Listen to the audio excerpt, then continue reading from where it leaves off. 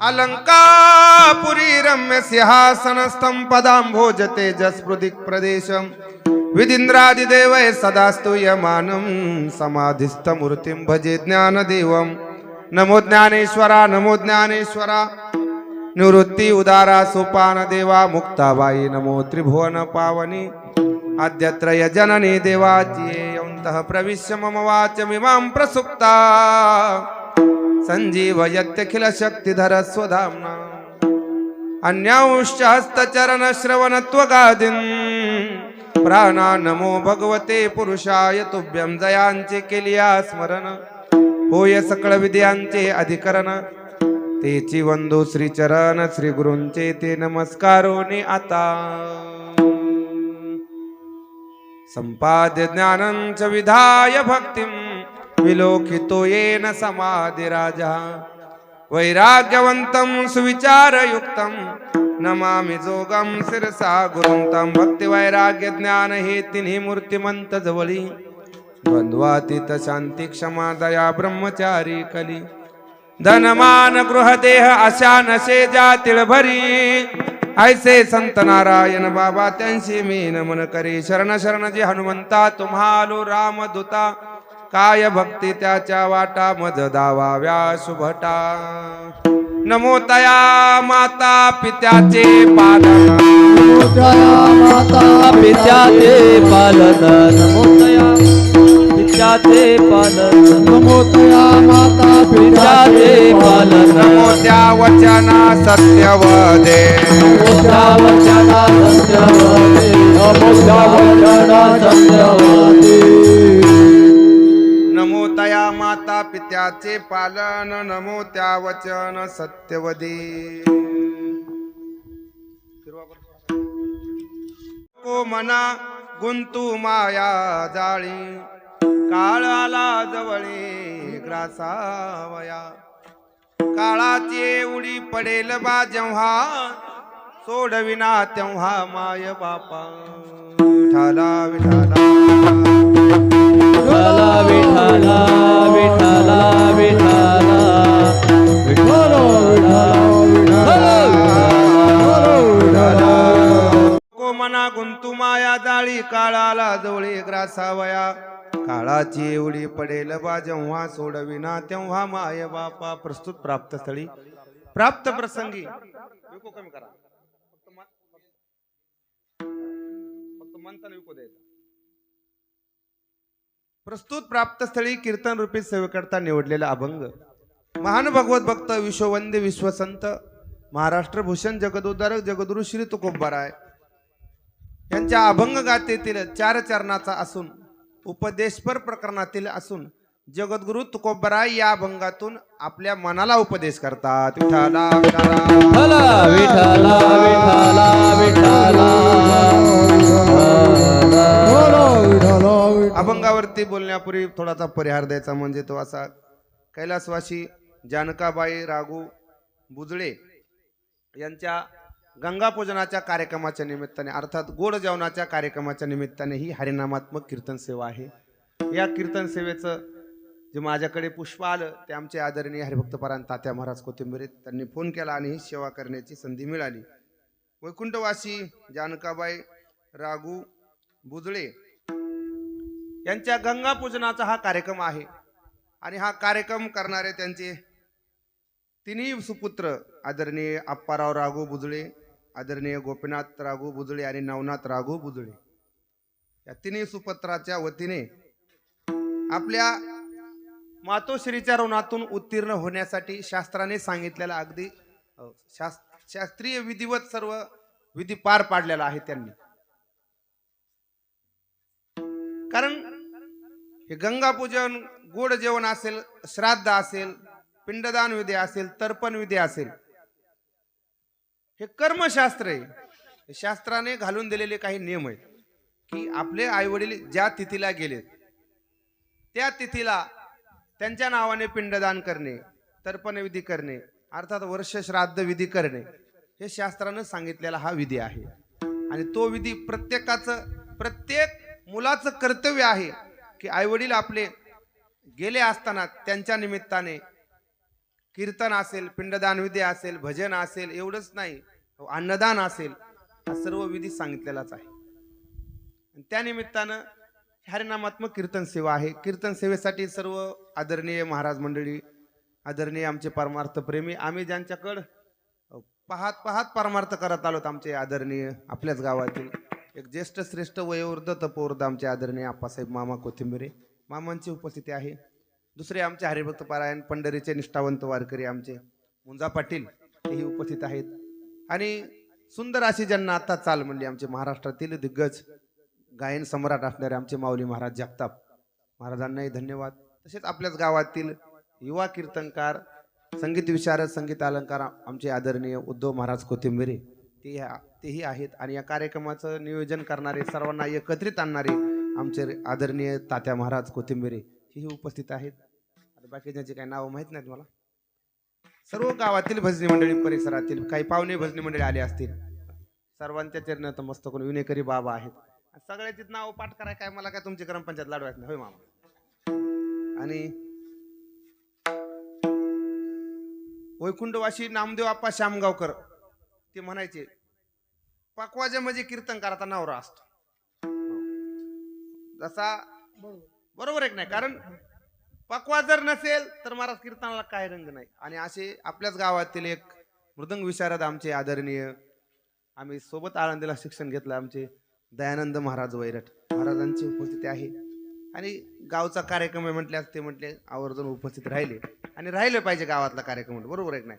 कारण शास्त्र असं सांगतं, आपली जन्मभूमी ही आपल्याला स्वर्गापेक्षा श्रेष्ठ वाटली पाहिजे. जननी जन्मभूमी स्वर्गादपि गरीयसी. म्हणून सर्व गावातील भजनी मंडळी, परिसरातील माता भगिनी, पुरुष मंडळी सर्वांच्या उपस्थितीमध्ये हा गंगापूजनाचा कार्यक्रम आहे. हे कर्म आहे. कर्मामध्ये दोन प्रकार आहेत, एक विहित कर्म आणि एक निषिद्ध कर्म. निषिद्ध कर्म जे शास्त्रानं तुम्हाला करायचं नाही, जे वाईट आहे ते करू नका म्हणून सांगितलं, त्याला निषिद्ध कर्म म्हणतात. आणि जे विहित कर्म आहे, जे शास्त्रानं सांगितले, त्या विहित कर्मामध्ये चार प्रकार आहेत. एक नित्य कर्म, नैमित्तिक कर्म, एक काम्य कर्म आणि प्रायश्चित्त कर्म. कर्माचे चार प्रकार आहेत. नित्य कर्म आपण जे रोज करतो ते, आपण रोज काय करतो, स्नान करतो, त्याच्यानंतर देवपूजा करतो, नित्यनेम करतो, भगवंताचं दर्शन करतो, आई वडिलांचं दर्शन करतो. जे काही शास्त्रानं सांगितलेला विधी असेल तो रोज करणे, त्याला नित्य कर्म म्हणतात. दुसरं आहे नैमित्तिक कर्म, जे आजचं आहे. आणि तिसरं आहे ते काम्य कर्म. मग काहीतरी फलाची इच्छा धरून केले जाणारं जे कर्म असतं, किंवा लोक आता सत्यनारायण घालतात, मग सर्वांचंच घरातले सगळे सुखी झाले पाहिजे, त्या निमित्तानं त्याला काम्य कर्म म्हणतात. काहीतरी फलाच्या इच्छा धरून केले जाणारं जे कर्म, त्याला काम्य कर्म. आणि प्रायश्चित्त कर्म, ज्ञात अज्ञात पातकांच्या निवृत्तीसाठी जे केले जाणारं कर्म, त्याला प्रायश्चित्त म्हणतात. प्रसिद्ध उदाहरण आहे काय, की मांजर मारली की कुठं जातात, काशीला जातात. मामा जर एखाद्यानं मांजर मारली तर काशीला गेला ते पाप फिटन का बरं बाळासाहेब? तुम्ही काशीला नाही, कुठं बनारसीला बी जाय, ते पाप फिटत नसते महाराज. केलेलं पाप, केलेलं कर्म प्रत्येकाला भोगावाच लागतो. शास्त्राचा हा अबाधित सिद्धांत आहे. पण एक मन पडली रूढ की मांजर मारली की काशीला जायचं, मग त्या पापातून मुक्त होण्यासाठी. काशी काय एवढी सोपी काय?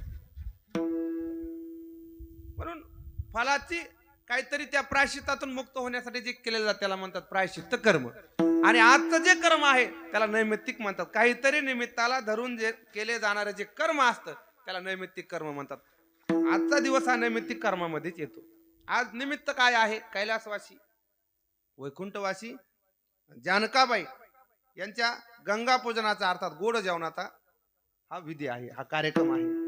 आणि त्यांच्या तिन्ही सुपुत्रांनी आपल्या मातोश्रीच्या ऋणातून उत्तीर्ण होण्यासाठी हा सर्व अगदी विधिवत पार पाडलेला आहे. तसं शास्त्रामध्ये मुलाच्या संबंधाने, आईवडिलांच्या संबंधाने मुलाने 3 कर्तव्य पार पाडले पाहिजे मामा, तर त्या मुलाला मुलगा म्हणून घेण्याचा अधिकार आहे. शास्त्र असं सांगतंय, मी सांगत नाही. शास्त्र काय सांगतंय? आपल्या आईवडिलांच्या संबंधाने मुलाने 3 कर्तव्य जर पार पाडत असेल तर त्याला मुलगा म्हणून घेण्याचा अधिकार आहे. कोणते 3 कर्तव्य ऐका. शास्त्र सांगतं, आईवडील जिवंत असताना आईवडिलांची सेवा करणे मुलाने, आईवडिलांच्या म्हणण्याप्रमाणे वागणे, आईवडिलांचे वचन पाळणे, हे पहिलं कर्तव्य. दुसरं कर्तव्य सांगितलंय, आईवडील ज्या तिथीला गेलेत त्या तिथीला आईवडिलांच्या नावाने पिंडदान करणे. तर्पणविधी करणे आणि अन्नदान करणे हा दुसरा नियम सांगितला. आणि तिसरा नियम सांगितला, आई वडील गेल्याच्या नंतर यदा कदाचित जर आपण जर गयेला गेलो तर गयेला गेल्याच्या नंतर आपल्या आई वडिलांच्या नावाने तिथं पिंडदान विधी करणे. हे 3 कर्तव्य मुलाच्या संबंधाने सांगितलेले आहेत. आणि हे 3 कर्तव्य जर मुलगा करत नसेल तर त्याला मी ह्या आई बापाचा आहे हा म्हणून घेण्याचा अधिकार त्याला नाही. विठाला विठाला विठाला म्हणतात. हे सरळ सरळ सांगितलेला काय पुरावा आहे का? पुरावा आहे. शास्त्रकार असं सांगतात, जीवतो वाक्य करणात प्रत्यक्षया हे भूरी भोजनात गयायाम पिंडदानश्च त्रिभीर पुत्रस्य पुत्रताः.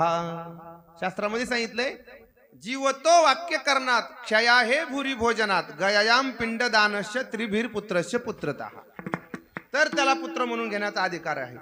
जीवतो वाक्य करणात, आई वडील जिवंत असताना त्यांचे वाक्य आपल्या कानावर आल्यानंतर त्यांची आज्ञा पाळणे. जर आई वडिलांची आज्ञा पाळत नसेल तर त्याला मुलगा म्हणून घेण्याचा अधिकार नाही. नाहीतरी नाथ महाराजांना सांगितलंय, जर आई वडिलांचं वचन पाळत नसेल, आई वडिलांची सेवा करत नसेल, आई वडिलांचं जर ऐकत नसेल, जो मुलगा या जन्मात आई वडिलांचं ऐकत नाही, आई वडिलांची अवहेलना करतो, नाथ महाराज म्हणतात तो पुढच्या जन्मात भैरा होतो. नाही संत कीर्ती श्रवणी आली, नाही संत कीर्ती श्रवणी आली, नाही साधू सेवा घडी येली, नाही साधू सेवा घडेली, पितृवचनाची पाठ दिली, पितृवचनाची पाठ दिली, तीर्थव्रत स्वनित्यागी भैरा झालो या जगी, तीर्थव्रत सुनित्यागी भैरा झालो या जगी. बघा नाथ महाराज काय म्हणतात, नाही संत कीर्ती श्रवणी आली, नाही साधू सेवा घडी येली, पितृवचनासी पाठ दिदली. मुद्दा इथं पितृवचनासी पाठ दिदली म्हणजे वडील सांगायचे बाबा ऐक माझं ऐक, तरी पण त्यांच्या बोलण्याकडे पाठ फिरवणे. पितृवचनासी पाठ दिदली. एवढंच नाही, माता माऊली पाचारिता शब्द नाही दिला मागुता. परिणाम काय झाला? बहिरा झालो नरदेही येता, एका जनार्दनी स्मरेन आता, बहिरा झालो या जगी. म्हणजे आई वडिलांचं जर ऐकलं नाही त्याचा परिणाम सांगितला महाराज. ऐकलं पाहिजे आई वडिलांचं. महाराज काय काय माणसं तालुक्यामध्ये त्यांना समाज मानतो, जिल्ह्यामध्ये त्यांचं नाव असतं.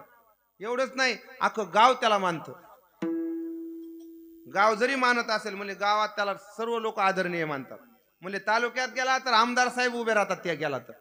म्हणजे जिल्ह्याच्या ठिकाणी गेला उद्धव महाराज तर बजरंग बाप्पा खासदार उभे राहतात, म्हणजे ते जर आला तर. म्हणले मुंबईला जर गेला तर महाराष्ट्राचा मुख्यमंत्री उभा राहतो, म्हणले ते गेले की. एवढं वजन आहे त्यांचं. एवढंच नाही, म्हणले दिल्लीला जर गेले, दिल्लीला कोण आहे?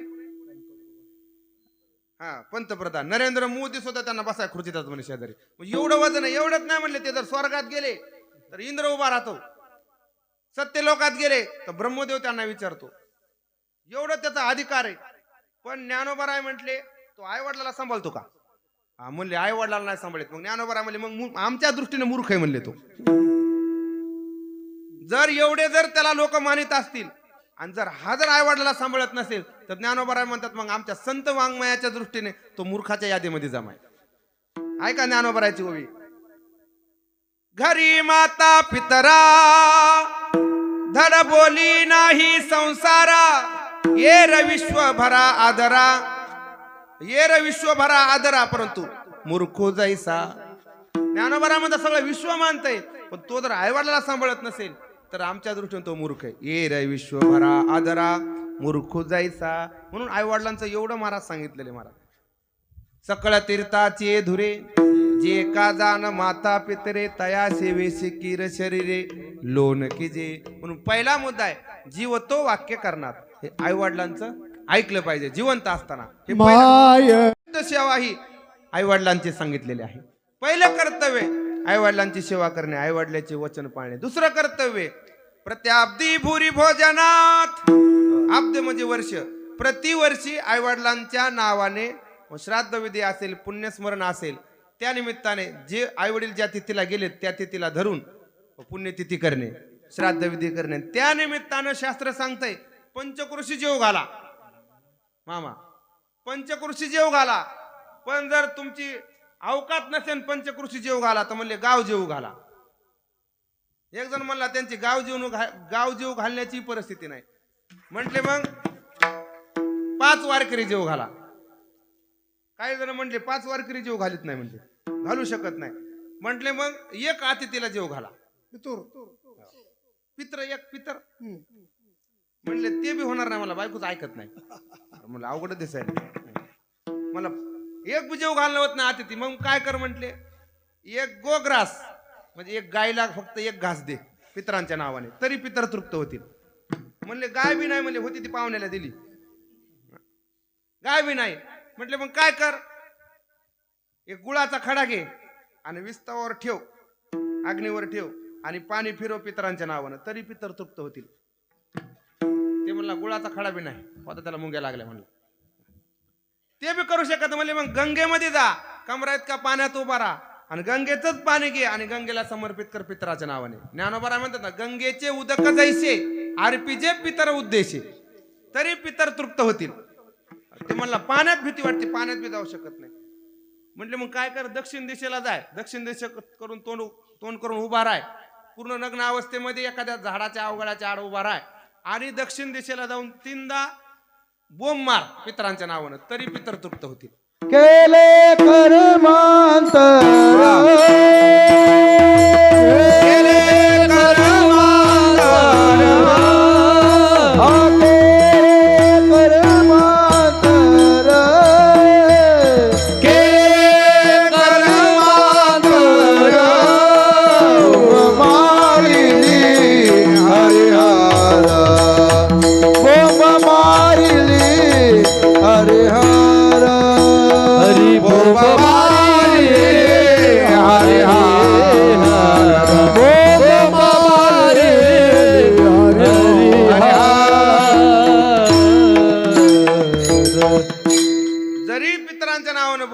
केले कर्मांतर झालं म्हटले तो कर्म होईल, तरी पितर जेवले तृप्त होतील.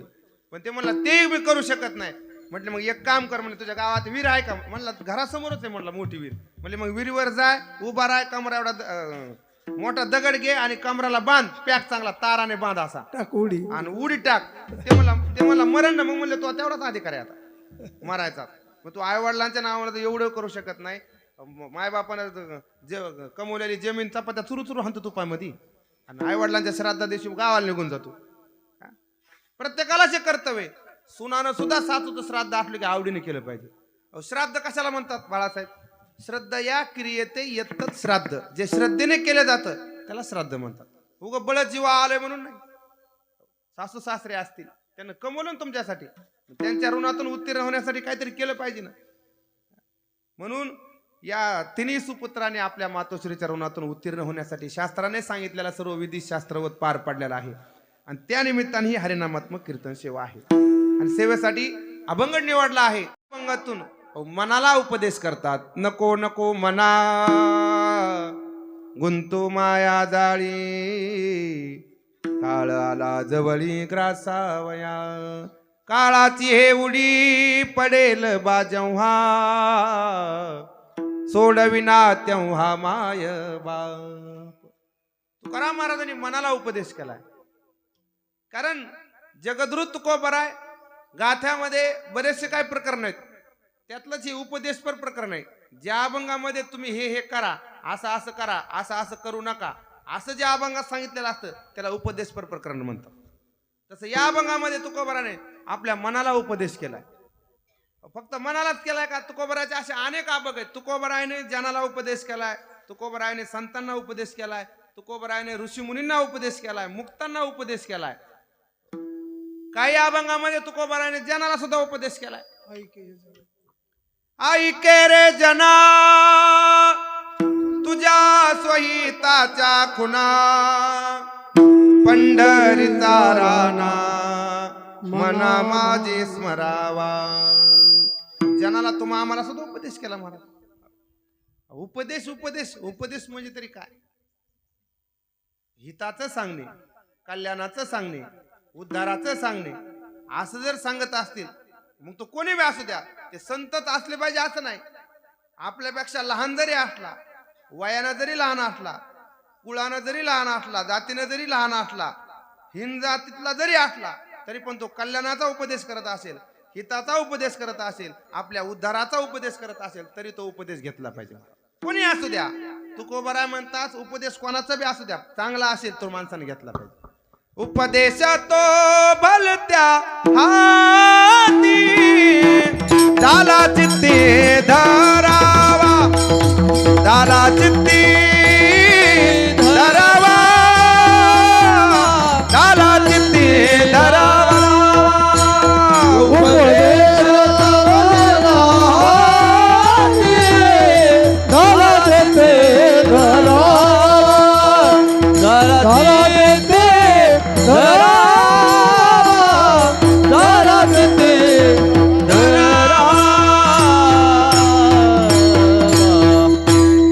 तुकोबराय म्हणतात उपदेश कोणी बी करू द्या, जर हिताचा असेल तर घेतला पाहिजे. उपदेश तो भलत्या हाती, भलत्या हाती कोणी असू द्या, झाला चित्ती धरावा, नये जाऊ पात्रावरी कवटी सार नारळी. त्याच्या पात्रावर जाऊ नका, त्याच्या वेशावर जाऊ नका, त्याच्या आडनावर जाऊ नका, त्याच्या जातीवर जाऊ नका. चांगला असेल तर तो उपदेश घेतला पाहिजे. बायको जर नवऱ्याला उपदेश करत असेल पण चांगला करत असेल तर नवऱ्याने ऐकलं पाहिजे की नाही मामा? काय म्हणणे तुमचं? ऐकलं? बायको जर म्हणत असेल मारक दारू पिऊ नका, गांजा ओढू नका, उगा इकडे तिकडे रोज तेल गावला बोंबलत हिंडू नका जाऊन काम नसताना, असं जर एखादी माता भगिनी सांगत असेल आपल्या मालकाला तर ऐकलं पाहिजे ना. कल्याणाचा असेल, हिताचा असेल तर बायकोचा उपदेश ऐकला पाहिजे. मला तुळशीदासांना कोणी मारा, बायकोनच उपदेश केलता. तर रामायण लिहिलं त्यांना, बायकोचं ऐकलं ना. चांगली जर सांगत असेल तर तो उपदेश घेतलाच पाहिजे. बापाला जर मुलगा चांगलं सांगत असेल, चांगला उपदेश करत असेल तर बापानंही ऐकलंच पाहिजे ना. म्हटलं नाही पाहिजे की तुझी काय लायकी मला सांगायची. अरे पण तू चांगलं सांगायला ना, तुला 90 वर्ष झाले, तू असाच राहिला अजून रिकामाच. मुलगा जर 4 शब्द तुला सांगत असेल तर ऐकलं पाहिजे ना. भागवतामध्ये नाही का, भागवत महात्म्यात आला नाही का, मुलानं तर बापाला उपदेश केला ना, म्हणून तर भक्ती मार्गाला लागला. कोण? आत्मदेव ब्राह्मण. त्या आत्मदेव ब्राह्मणाला गोकर्णाने सांगितलं की बाबा तुम्ही घरग्रस्ती सोडून द्या, संसारामध्ये आतापर्यंत कोणाला सुख दिलं नाही ना. या संसारात इंद्र सुखी ना, चक्रवर्ती सम्राट राजा सुखी, कोणी सुखी नाही. तुम्ही फक्त भगवंताचं चिंतन करा आणि जीवनाचं कल्याण करून घ्या. महाराज आत्मदेव ब्राह्मणे वयाच्या 60व्या वर्षी भगवंताची प्राप्ती करून घेतली. भागवतातील दशम स्कंदाचा पाठ ऐकला, पाठ वाचन केलं आणि जीवनाचं कल्याण करून घेतलं. फक्त गोकर्णाने सांगितलं. काय सांगितलं गोकर्णाने? धर्मं भजस्वं सततं त्यज लोक धर्मान, सेवस्व साधु पुरुषां जहि काम तृष्णाम, अन्यश्च दोष गुण चिंतन माशु मुक्त्वा, सेवा कथा रसमहो नितराम पिबत्वम. साधूची सेवा करा, इतरांचे गुणदोष सोडून द्या, स्वधर्माचं आचरण करा. धर्मस्व भज सततम त्यज लोक धर्मान, हे करा म्हटले. इतर नादी लागू नका म्हणले. संसारात इथं कोणी सुखी नाही. न च इंद्रस्य सुखम किंचित न सुखम चक्रवर्तीनः, सुखमास्ति विरक्तस्य मुनिरेकांत जीविनः. असा उपदेश केला महाराज कोणी? गोकर्णाने. स्वतःच्या वडिलांना. तरी ते आत्मदेव ब्राह्मणाचं कल्याण झालं. मग मुलगा जरी असेल, बायको जरी असेल, इतर कोणी जरी असेल पण चांगलं सांगत असेल तर त्याला म्हणतात उपदेश. उद्धाराचं सांगत असेल तर उपदेश. कीर्तनकार बी जर तुमच्या कल्याणाचं सांगत असेल, हिताचं सांगत असेल तर त्याचाही उपदेश ऐकलाच पाहिजे. एखादा कीर्तनकार लयच गप्पा मारायला काय पांचट, ते ना काय ऐकू. पण जर कल्याणाचं सांगत असेल तर ऐकलंच पाहिजे ना. मग म्हणत नाही कीर्तनकार लहानच आहे, ते काय आता त्याचा पोरगा आहे. पण तू चांगलं सांगायला, साधू संतांच्या वाचनाचे द्वारे सांगायला, तुमच्या कल्याणाचं सांगायला, हिताचं सांगायला, तर त्याचा उपदेश ऐकलाच पाहिजे. पण मात्र उद्धाराचा पाहिजे, कल्याणाचा पाहिजे. ते जर म्हणत असेल मग बाकी इतर, तर ते ना काय ऐकू. तसं तुकाराम महाराज ज्या ते आपल्याला उपदेश करतात. तुकाराम महाराज अधिकारात जर विचार केला, महाराज जगद्गुरु तुकोबराय जर विचार केला, तुकोबराचा अधिकार एवढा होता महाराज. तुकोबराचं नाव जरी घेतलं तरी या मला थरकाप सुटत होता महाराज. तुकाराम नाम घेता का पेयम, यम महाराज तुकोबराचं नाव घेतलं तरी कापत होता, एवढा अधिकार होता महाराज जगद्गुरु तुकोबरायांचा. मग ते तुकोबराज उपदेश करतात, जनालाच करतात. त्या जनामध्ये 4 प्रकार आहेत. काही पामर जन आहेत, काही विषयी जन आहेत, काही जिज्ञासू जन आहेत आणि काही मुक्त जन आहेत. विठाला पामर कोण? पामरालाही उपदेश केला कबीरदास महाराजांनी. पामर लोकांना उपदेश केला. दारू गांजा मत पिओ यारो, अक्कल गुंग हो जाती है. हे उपदेश कोणाला आहे? मुक्ताला आहे का? नाही, ह्या पामराला आहे. तुम्ही म्हणता ना पामर पामर. पामर म्हणायचं कोणाला? की ज्याला काय खावं, काय खाऊ नये, काय प्यावं, काय पिऊ नये, कसं राहावं, कसं राहू नये, कसं बोलावं, कसं बोलू नये, हे ज्याला अजिबात कळत नाही त्याचं नाव पामर. मग असे प्रत्येक गावात 2-3 तरी पामर असतात. म्हणजे त्यांना जर तोंड उघडलं, माणसं म्हणते ह्याचं तोंड गप्प आहे तोपर्यंत चांगला आहे. त्यानं तोंड उघडलं ना बस गाव पेटलंच म्हणायचं.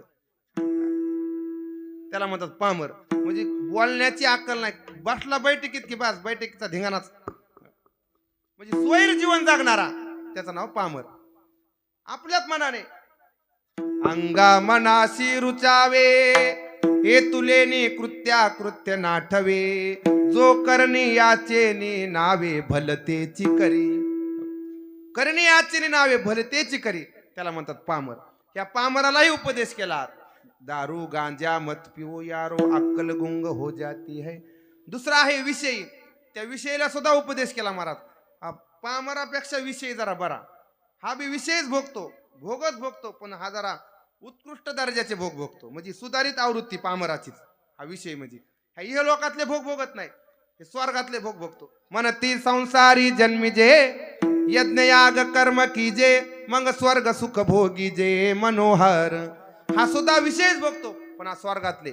त्याला सुद्धा साधू संतांनी उपदेश केला, बाबा तू स्वर्गातले जरी भोग भोगत असला, पण त्या स्वर्गातले भोग तुला कुठपर्यंत आहेत? जोपर्यंत तुझ्याजवळ पुण्याचं गाठुड आहे तोपर्यंत तिथले तुला भोग भोगता येते. तुका म्हणे जाती, पुण्यक्षय अधोगती, पुण्यक्षय अधोगती, पुण्यक्षय अधोगती. तुका म्हणे जाती, पुण्यक्षय अधोगती, पुण्यक्षय अधोगती, पुण्यक्षय अधोगती.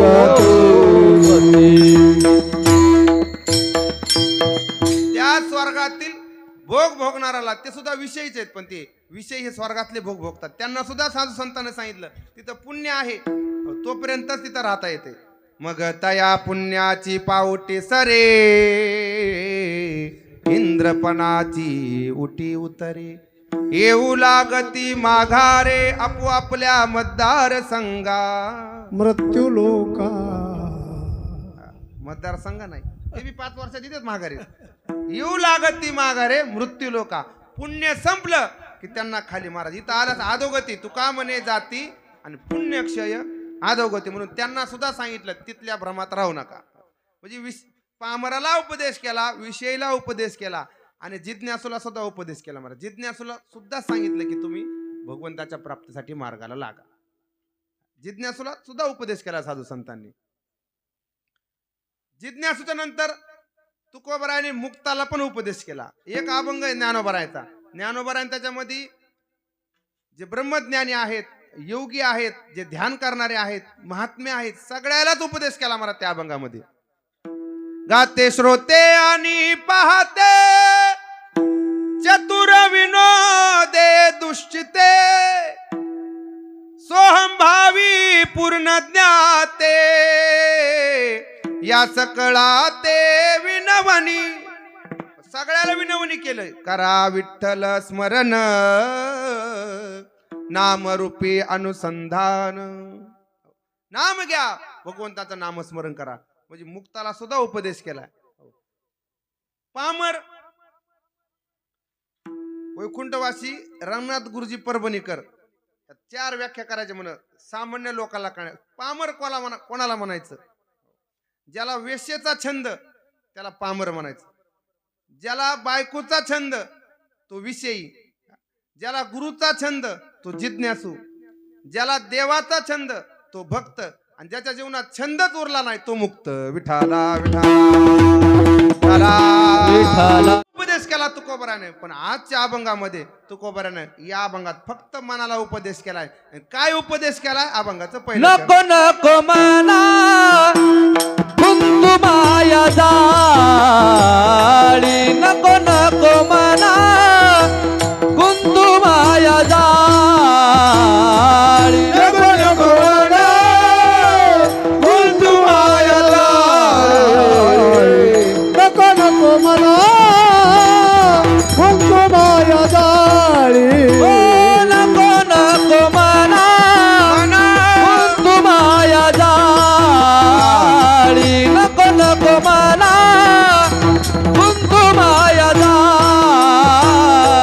नको नको मना गुंतू माया जाळी. नको नको मना गुंतू माया ओ जाळी. काळ आला जवळी ग्रासावया, काळ आला जवळी ग्रासावया, काळ आला जवळी ग्रासावया, काळ आला जवळी ग्रासावया, काळाची बुडी पडेल माझ्या, काळाची बुडी पडेल माझ्या. काळाला जवळे ग्रासावया.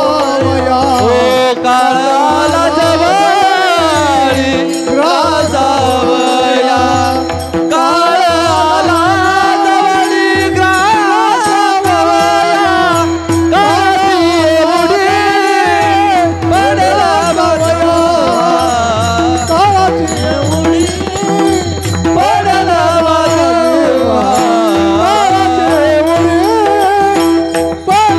माझ्या.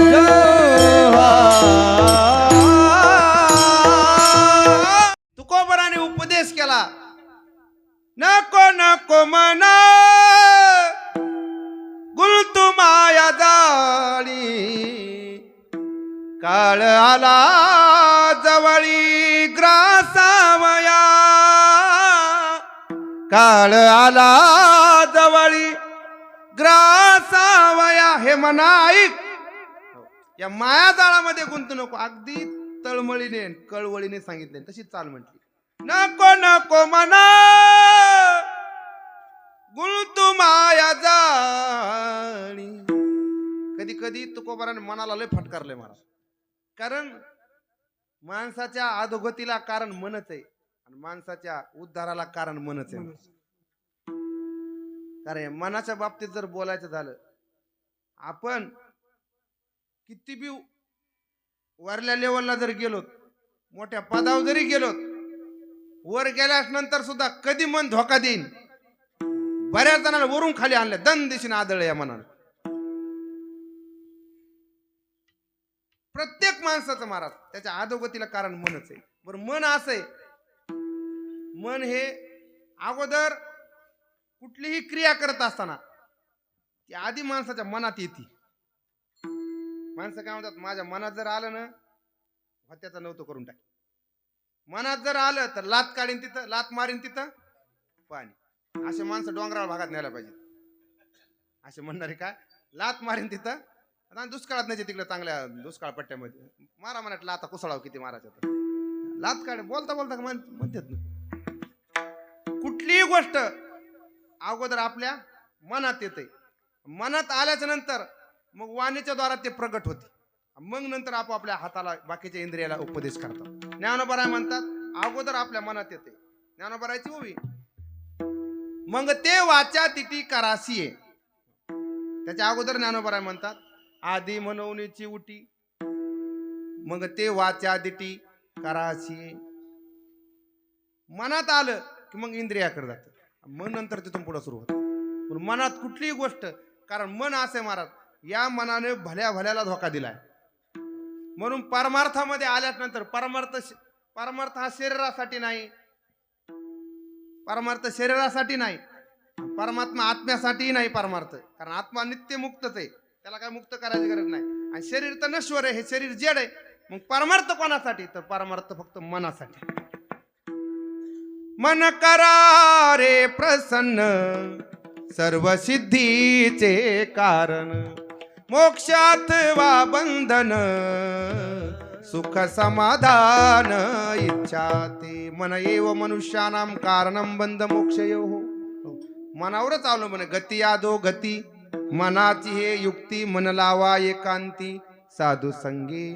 महाराज, मन जर ताब्यात नसेल माणूस कुठल्या थराला जाईल काय सांगता येत नाही.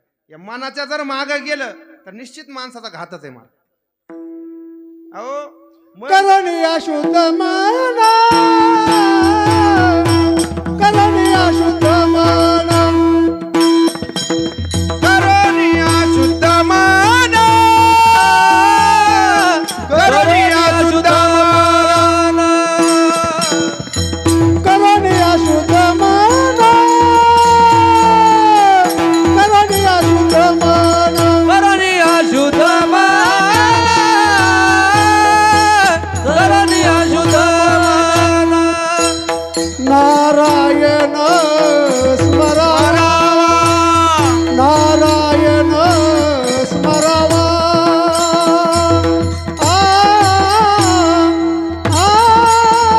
तरीचा तरी जय हा सिंधू, तरीचा तरी जय हा सिंधू. नारायण स्मरावा, नारायण स्मरावा. तरीचा तरी जय हा सिंधू, तरीचा तरी जय हा सिंधू, तरी जय हा सिंधू, तरी जय हा सिंधू. करोनिया शुद्ध मन, नारायण स्मरावा. म्हणजे मन शुद्ध करा आणि नंतर नारायणाचं भजन करा. तरीच हा तरी जे सिंधू. म्हणजे सर्व गोष्टी मनावर आहेत. परमार्थ जरी करायचा असला तरी परमार्थाला सहकार्य करणार फक्त मनच आहे. महाराज, मन जर तुम्हाला सहकार्य करत नसेल तर तुम्ही कुठलीच क्रिया करू शकत नाही. मनानं जर सहकार्य केलं मग ते मनानं चांगलं जरी सहकार्य केलं तरी चांगली गोष्ट होईल तुमच्याकडून, आणि मनाने वाईट जरी सहकार्य केलं तर तुमच्याकडून वाईट गोष्ट होईल. महाराज, आताच महाराज या 10-15 दिवस झाले असतील एक घटना घडलेली मालेगाव तालुक्यामध्ये. काय महाराज, त्या ज्या मुलाने जे कृत्य केलं त्याच्यात ते मन ताब्यात नाही राहिलं, मनाने बळजबरी केली आणि त्याच्याकडून ते कृत्य घडले. महाराज, किती शोक करण्याची गोष्ट आहे मामा. 4 वर्षाची मुलगी, किती माणसांचा दर्जा खाली कोसळला म्हणावं लागेल या कलियुगामध्ये. त्या मुलीला कुठलं ज्ञान नाही. सामान्य महाराज 4 वर्ष म्हणजे किती, पण माणसं एवढ्या थराला गेले कारण माणसाचं मन ताब्यात नाही राहिलं. या मनाने महाराज विकारांचं प्राबल्य वाढलं. आणि शासन बी किती मूर्ख म्हणावं लागेल. अहो, तुम्ही त्याच्या सर्व पुरावे असतानाही त्याला वेळ देताय. अजून तुम्हाला पुरावे कोणते पाहिजेत का? तुमच्या घरी एखादी घटना घडू द्यायची मुख्यमंत्र्याच्या, उपमुख्यमंत्र्याच्या, मग तुम्ही फाशीला देता का त्या व्यक्तीला? सगळे पुरावेत ना, सगळे लोक सांगतात त्यानंच कृत्य केलंय, तरी तुम्ही म्हणतात त्याला अजून फाशी बघू, नंतर केस चालू आहे म्हणतात. आता कशाची केस चालू आहे? अहो, मी तर म्हणतो ज्यानं असं कृत्य केलं त्या माणसाला भर चौकात सगळं तालुका बोलून तिथं फाशी द्यायला पाहिजे. नंतर दुसऱ्या वेळेस महाराज दुसरा एखादी व्यक्ती तसं जर प्रवृत्त करण्यासाठी प्रवृत्तला तर तो विचार करील, 1000 वेळा विचार करील की पाठीमागच्याचं काय झालं. आज कडक शासन असलं पाहिजे. महाराज, आपला भारत देश आहे. या भारत देशामध्ये अनेक राजे महाराजे होऊन गेले. स्वतः जगाचा मालक भगवान श्रीकृष्ण स्वतःच्या मुलाकडून चूक घडली, स्वतःच्या मुलानं ऋषीला छळलं एका, तर देवानं सुद्धा मुलाला माफ केलं नाही. म्हणले हे ह्याच लायकीचे आहेत. देवानं सुद्धा तिथं मदत केली नाही. म्हणले त्यांना ती शिक्षा झालीच पाहिजे. ऋषीचा त्यांना छळ केला मग त्यांचा नाश झालाच पाहिजे. यादव कुळाचा नाश झाला महाराज, तरी देवानं डोळ्यावर पाणी सुद्धा आलं नाही महाराज. म्हणजे त्याच लायकीच होते यादव. म्हणजे देवाला सुद्धा चूक मान्य नव्हती. स्वतःच्या मुलांनी चूक केली. सांब नावाचा मुलगा दिसायला सुंदर होता, त्याला साडी नेसवली आणि नाटक केलं गरवारपणाचं आणि ऋषीकडे गेले. काय सांगितलं ऋषीला? म्हणले सांगायला मुलगा होईल का मुलगी? ऋषी म्हणले मुलगा नाही मुलगी नाही, मुसळ होईल म्हणले. मग घाबरले सगळे. पण ते ना बापाला सांगितलं नाही लवकर बरं का, कृष्णाला सांगितलं नाही आमच्याकडून चूक घडली म्हणून. ही उग्रसेन नावाचा राजा होता, त्यांना जाऊन सांगितलं हे सगळं. मग त्यांना ते पुढं काय करायचं ते केलं. पण देवाला सुद्धा हे मान्य नाही. देव म्हणला ह्यांचा नाश झालाच पाहिजे. म्हणजे देव स्वतःच्या मुलानं जरी चूक केली तर देवानं माफ केलं नाही. मला पुण्यश्लोक अहिल्याबाई होळकर स्वतःच्या मुलाकून एक गायचं वासरू त्या रथात चेंगरून, रथाच्या चाकाने चेंगरून मेलं, गायचं वासरू. तर ती गाय महाराज राज दरबारात गेली आणि त्या गायनं त्या घंट्याला दोरी बांधलेली, त्या दोरी दातात धरून त्या गायनं ती घंटा वाजवली. कारण तिथं नियम असा होता, जर कोणावर अपराध झाला, काय झाला असेल, ज्याला न्याय पाहिजे असेल त्याने राज दरबारात येते ती घंटा वाजवायची. मग अहिल्याबाई होळकर सर्व लोकांना जागा बोलवायच्या, मिटिंग भरायच्या आणि कोण आहे तो गुन्हेगार आणि त्याला ती शिक्षा द्यायच्या. तर समजलं अहिल्याबाई होळकरांना, सांगितलं अहो तुम्ही शिक्षा मृत्यूदंडाची शिक्षा द्यायला, पण समोरचा व्यक्ती कोण आहे तुम्हाला माहिती काय? अहिल्याबाई म्हणलं कोण आहे? अहो म्हणले तुमचा एकुलता एक मुलगा आहे. म्हणलं एकुलता एक असा ना, पण त्याला शिक्षा झालीच, त्याच्याकडून गुन्हा घडलाय ना त्याला शिक्षा झालीच पाहिजे. महाराज स्वतःच्या मुलाला एकुलता एक मुलाला सुद्धा महाराज हत्तीच्या पायाखाली तुडवायला अहिल्याबाई होळकर मागं पुढं पाहिलं नाही. महाराज असं शासन पाहिजे. छत्रपतींना स्त्रियांवर अत्याचार झाला स्त्रियांवरती, तरी छत्रपतींना चौरंग केले लोकांचे, हात तोडायचे, पाय तोडायचे. आहे का नाही? प्रसिद्ध उदाहरण आहे. आणि आज शासन म्हणतंय त्यांचे पुरावे येलेत. आता काय पुरावे कुठं मातीत घालायचे का पुरावे? अजून ह्याच्यापेक्षा मोठा पुरावा कोणता पाहिजे? मुख्यमंत्र्याला सुद्धा थोडीफार तरी काय वाटायला पाहिजे. एवढी घटना घडली आणि अजून त्याला फाशी नाही. मला सांगायचं काय, माणसाचं मन जर मनानं जर एखाद्याला वाईट सहकार्य करू द्या, चांगलं सहकार्य करू द्या, चांगलं सहकार्य केलं तर कल्याण होईल. आणि मनानं जर याला ठरवलं याला वाईट मार्गाला नाही तर असे असे कितीतरी कृत्य घडतील. महाराज म्हणून तुकोबराने जागोजाग आपल्या मनाला सावध केले. नको नको मना, नको नको मना, गुंतू माया जा. काळ आला जवळी ग्रासावया, काळ आला जवळी ग्रासावया, ग्रासावया. नको नको मना, गुंतू माया जा. मनाला जागोजाग तुकोबराने आग्रह केला. कारण मन जर मनानं ठरवलं तर मनच उद्धाराला कारण आहे, मनच पतनाला कारण आहे. म्हणून तुकोबरा म्हणतात हे मना ऐक. अहो या मना पुढे भल्या भल्याने हात टेकले. अर्जुनाने गीतेमध्ये कबुली दिली, देवा मी सर्व इंद्रिय आवरू शकतो पण मनाला आवरू शकत नाही. चंचलम हि मन कृष्ण प्रमाथी बलवत दृढम, तस्याहम निग्रहम मन्ये वायोरिव सुदुष्करम. म्हणजे या मनाचा वेग आतापर्यंत वाऱ्याचा वेग शास्त्रज्ञांना लागलाय, वैज्ञानिकांना वाऱ्याचा वेग लागलाय, पण मनाचा वेग अजून लागला नाही विज्ञान. बहुत चंचल बळ, बहुत चंचल बळ, बहुत चंचल बळ, बहुत चंचल बळ. हो जाता येता न लगे वेळ, जाता येता न लगे वेळ, न लगे वेळ. बहुत चंचल बळ, बहुत चंचल बळ. जाता येता न लगे वेळ, जाता येता न लगे वेळ. बहुत चंचल बळ, बहुत चंचल बळ. ओ मना गुंतू माया जाळी. हो या माया जाळामध्ये गुंतू नको मना. अहो या एक जण अपमामा सगळं माया जाळ सोडून अरण्यामध्ये गेला. माया जाळाचा त्याग करून बाळासाहेब सगळ्या माया जाळाचा त्याग करून एक राजा वनात गेला. आणि वनात गेल्याच्या नंतर त्याचा परिणाम असा झाला, बरं तो राजा बी काय सामान्य नव्हता ना. तो राजा म्हणजे त्याच्या पुढे रावण चिल्लर होता. काय रावणाचं ऐश्वर्य काहीच नव्हतं त्याच्या पुढं, सामान्य होता रावण त्याच्या पुढं. पण तो राजा एवढा श्रीमंत होता. आपल्या भारत देशाला भारत हे नाव ज्याच्यामुळे पडलं, हा त्या राजाचं चरित्र सांगावे. त्याला सुद्धा महाराज मनाने धोका दिला शेवटच्या काळात.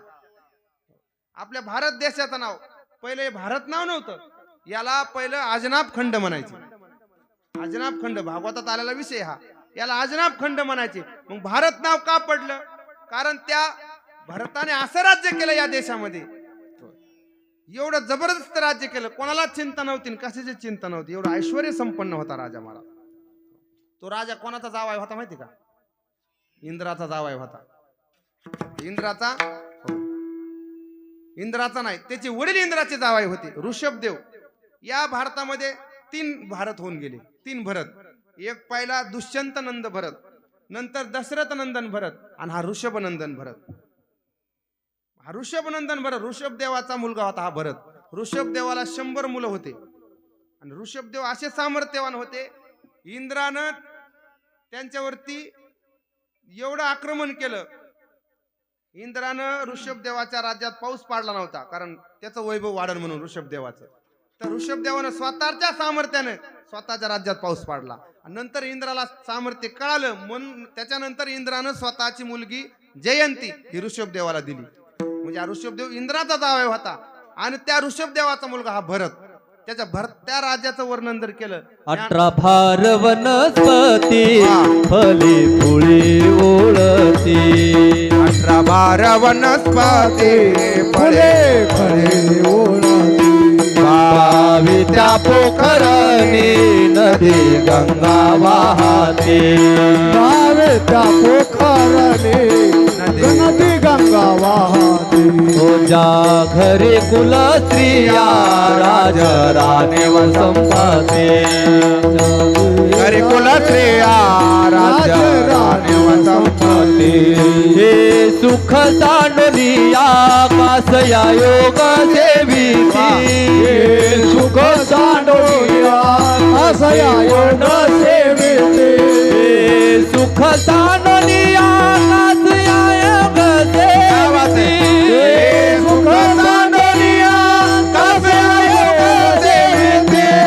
परे मदार जो हम जो रे बाळा.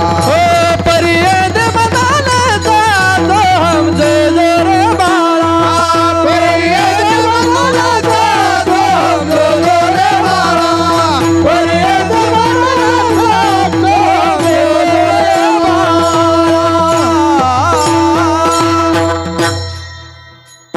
रावणाचं जरी वर्णन तुकोबराने केलं असलं तरी पण ज्ञानोबराने या राजाचं वर्णन केले महाराज. 18 भार वनस्पती फुले फळे ओळती. 22 त्या पोखरणी नदी गंगा वाहती. ज्या घरी कुल स्त्रिया राज्य राणी व संपत्ती. हे सुख सांडोनिया कासया योग सेविती. हे सुख सांडोनिया कासया योग सेविती. परियेद मदालसा जो जो रे बाळा. बघा 18 प्रकारच्या वनस्पती त्या राजाच्या राज्यामध्ये होत्या. आता आहेत का 18 प्रकारच्या? आता फक्त राहिल्यात येड्या बाबळी. अहो नदीची बेसरम सुद्धा निघून गेली हो मामा. नदीची बेसरम ती म्हणली मी महाराज राहूच का? मी त्याला एक दिवशी विचारलं, म्हणलं बाई तू काहून चाललीस ग बेसरमीला? आमच्या नदीत होती. म्हणलं बाई तू काहून चाललीस? नाही म्हणली महाराज माझा इथं राहण्याचा अधिकार नाही. म्हणजे माझ्यापेक्षा माणसं बेसरम झालीत. माझ्यापेक्षा माणसंच बेसरम झाले म्हणून मला काही इथं तुमच्या गावात राहा वाटायला. प्रत्येक गावात बघा कोणाच नदीला बेसरम नाही. आहे का बाळासाहेब? तुमच्या नदीला आहे का? नाही. म्हणजे तुमच्या गावात माणसं बेसरम निघूनच गेली महाराज. फक्त राहिल्या येड्या बाबळी. त्या बी दारू पिणाऱ्या माणसाला पडायला तिथं दुसरं कोण जात नाही, फक्त तेच गिरायक जाते. म्हणजे त्या भारताच्या राज्यामध्ये 18 प्रकारच्या वनस्पती होत्या. 22 त्या पोखरणे. 22 म्हणजे 12 महिने विहिरीला पाणी होतं. नदी गंगा वाहती. कुलवान स्त्रिया होत्या. एवढं संपत्ती होती महाराज. तो तो या भारतामध्ये राहिलेला राजा आहे म्हणून याला भारत नाव पडले. नाथ महाराज म्हणतात ऐका, ऐसा तो ऋषभाचा पुत्र जयासी नाम भरत पवित्र, तो भरत राहिला ये भूमीची म्हणून भरत वर्ष म्हणती यासी. त्याचं राज्य सांगितलं, जेने दिगमंडल जिंकिले समुद्र वलयांकित राज्य केले, नाना भोग भोगिले जे नाही देखिले सुरवरी. म्हणजे इंद्राला जे भोग भोगायला मिळाले नव्हते ते या भरतानं भोगले होते. अनुकूल स्त्रिया पुत्र अनुकूल मंत्री सर्वत्र, अनुकूल राज्य सर्वत्र जे त्यागिले विचित्र नाना भोग. महाराज एवढं ऐश्वर होतं. नाथ महाराज म्हणतात विलासी माणसाला सहजासहजी घर सुटत नाही. ज्याला घरी आयुष आरामात राहायची सवय का, तो आषाढी वाऱ्याला दादा येत नाही. ते म्हणतो नको बाबा, तिथं टँकरला गार पाण्यानं आंघोळ, रावटी जागा नसली की भांडणं लागते. बरोबर आहे की नाही? उगाच ह्याचे त्याचे बोलणे खाण्यापेक्षा आपल्याला नको. कारण मला घरी आपलं मस्त आयुष आरामात आहे, शावर खाली आंघोळ करायची, मस्त साबण अंगाला लावा. तिथं काय साबण नाही, शॅम्पू नाही, काय नाही, आपलं कावळा नाहायला काय, वारकरी नाहाला काय, निघाले तसे पुढं. पण नाथ महाराज म्हणले या भरतानं एवढं ऐश्वर भोगलं होतं जे स्वर्गातल्या देवाला मिळालं नाही ते यानं भोगलं होतं. पण सहजासहजी म्हणले तशा माणसाला विरक्ती होत नाही. पण भरताना असं नवल केलं म्हणले, अशी ख्याती केली. ऐका म्हटले, जे राज्य वैभव भोगिती त्यासी कदा नव्हे गा विरक्ती, परी भरते केली नवल ख्याती, सेविला श्रीपती भोग त्यागी. महाराज सर्व ऐश्वर्याचा त्याग केला आणि वनात गेला. महाराज वनात गेला, भगवंताचं भजन करीत बसला. सकाळी उठायचा महाराज 4ला, काकडा सुरू भरताचा विना घ्यायचा. रूप पाहता लोचनी सुख झाले ओ साधनी, तो हा विठ्ठल भरवा. उंच नीच काही नेने भगवंत, तिष्ठे भाव भक्ती देखोनिया. सुंदर ध्यान उभे विटेवरी, करकटावरी ठेवोनिया. हे उठा पांडुरंगा प्रभात समयोपातला, वैष्णवांचा मेळा गरुडा पारी दाटला, वैष्णवांचा मेळा गरुडा पारी दाटला. योगिया दुर्लभ तो म्या देखिला साधनी, पाहता पाहता मना न पुरे धनी, देखिला देखिला माय देवाचा देव. गातो वासुदेव मी ऐका, चित्ते ठाई ठेवून भावे. हो असं भजन करायचं कोण? जडभरत राजा.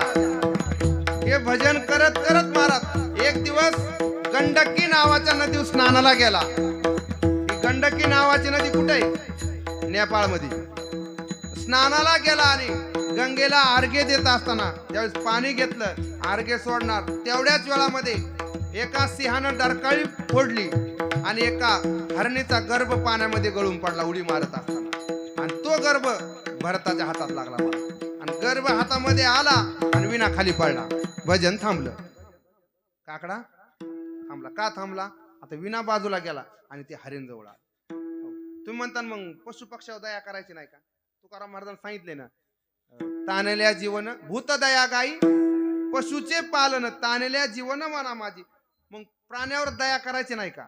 प्राण्यावर दया करा पण सावध राहून. वैकुंठवासी डोंगरेजी महाराज म्हणायचे, ऐसा पर उपकार किस काम का, जो हमारे ही साधनों में विघ्न डाले. म्हणजे एवढी बी पशु प्राण्यावर दया करू नका. कुत्र पाळलं म्हटलं, कुत्र घरादारात किचन मध्ये कुत्र. जास्त कुत्र्यावर जीव लावणं म्हणजे पुढच्या जन्माची तयारी करणं. खरंच ना. मांजरावर काय काय मांजर आथरुणात खेळतात. मायबाप पत्रामध्ये आणि मांजर आथरुणामध्ये. वारे वा धंदा. इतकं बी नाही प्राण्यावर जीव लावायचा. लहान लहान लेकर सुद्धा मांजराला घेऊ किचन वाट्यामध्ये पर बेडवर. मांजर दया करा पण ती दया आपल्याला घातक होणे अशी नाही नसली पाहिजे. मला भरतात तेच झालं, भजन बंद झालं, सगळ्या राज्याचा त्याग केला, भजनासाठी गेला महाराज. त्या हरणाचं कसं होईल, त्या हरणासाठी महाराज सगळ्या राज्याचा त्याग केला, आणि ते हरण जसं जसं मोठं होईल त्या हरणाला मग खायला लागेल ना, त्याला हराळा असेल. मग काय तिथं का त्याची थोडी जमीन होती, शेजाऱ्या पाजाऱ्याची मका चोरून आणायला 2-3 वेळा मार बी खाल्ला शेजाऱ्याचा. त्या हरणामुळं सगळं त्याच्यासाठी लागलं ना, आणावं लागलं त्याला. हरण थोडं मोठं झालं महाराज. ही हरणाचं सांगायला नाही, असे बरेच भरत आहेत प्रत्येक गावामध्ये. हरणासाठी तेल गावला गेले भेळ आणते, कोणासाठी? हरणासाठी. माजलगावला गेले पेढे आणणार, कोणासाठी? हरणासाठी.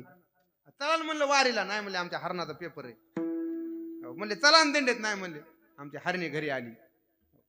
असे बरेच भरत आहेत महाराज. हरणाच्या मायाजाळात गुंतून राहिले, आणि एक दिवस हरण निघून गेलं, मुंबईला गेले, कोणी पुण्याला गेले, कोणी माजलगावला गेले, आणि भरत राहिला कोथिंबीरवाडीत. भरतात अंत का जवळ आला, हरणाला फोन केला, अरे हरणा भरत बाजाव पडलाय, नाही मला काय वेळ नाही म्हटला, बघू पुढच्या रविवारी आलं तर ये, उरकून घ्या मला तुम्ही वाटलं 1000-500 जास्त घ्या.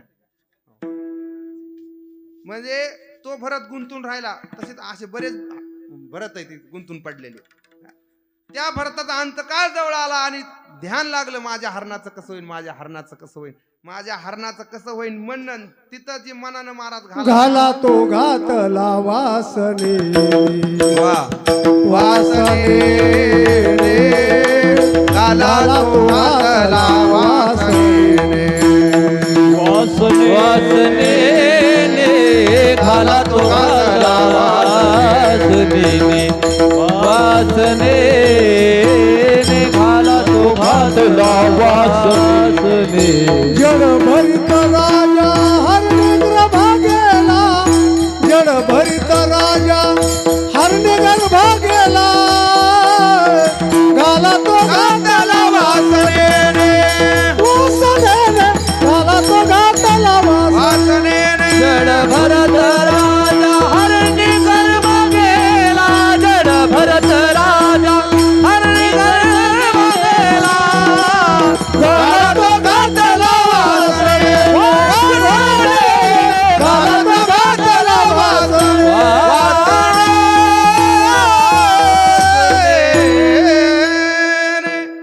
परिणाम झाला मा, परिणाम काय झाला, घाला तो घातला वासनेने, अर्थात म्हणजे मनाने. वासना मनातच राहत असते. म्हणून तुकोबारायने या अभंगात जास्त कोणालाच उपदेश नाही, फक्त मनाला केलाय. मना याच्यात गुंतू नको बाबा. काळ आला जवळी ग्रासावया लवकर, हाताकडे वाट चाले, मना थोडं बाजूला निघ, चल आता महिना वारी धर. तिथं वाजवाय कोण नाही, काकडा वाजवाय आमचे मुंजा महाराज होते फक्त. चल म्हणले मना तिकडं, पण मन नाही. मन जास्त, मी तर म्हणतो जेवढा संसार जुना तेवढं म्हातारं त्याच्यात रंगत जास्त. नेटून म्हातारपणाला नेटून लागतंय. तुकाराम महाराज म्हणे